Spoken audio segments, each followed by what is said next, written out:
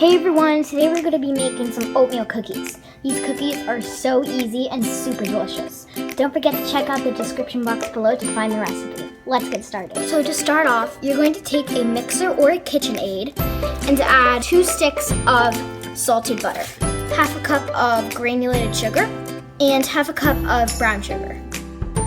Next, you're going to turn on your mixer and start creaming the butter and the sugars. Once the butter and sugars are mostly combined, you're going to start by adding 1 egg. You're going to put the mixer back on and combine the egg. Next, you're going to add a second egg until it's combined. Once the 2 eggs are combined, you're going to add 2 teaspoons of vanilla extract. Next, in a medium-sized bowl, you're going to add 1 3/4 cup of flour. You're also going to add 2 cups of oats, half a teaspoon of baking soda, half a teaspoon of salt, and half a teaspoon of baking powder. Next, you're going to mix this all up until it's combined.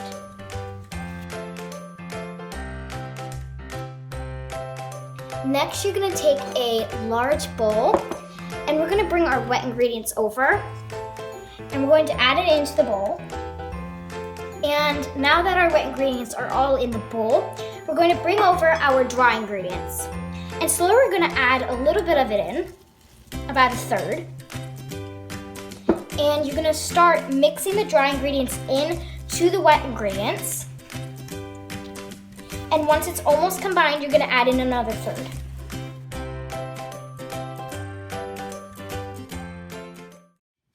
Okay, so my dough is all ready, and now you're going to line a baking tray with some parchment paper, and we're going to start scooping out our dough into little balls.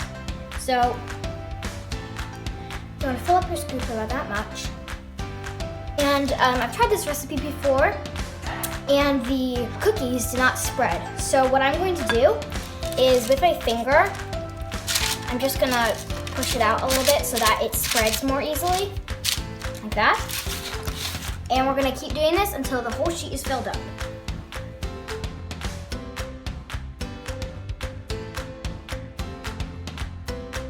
Next, you're going to place these in a 325-degree oven for about 9 to 10 minutes.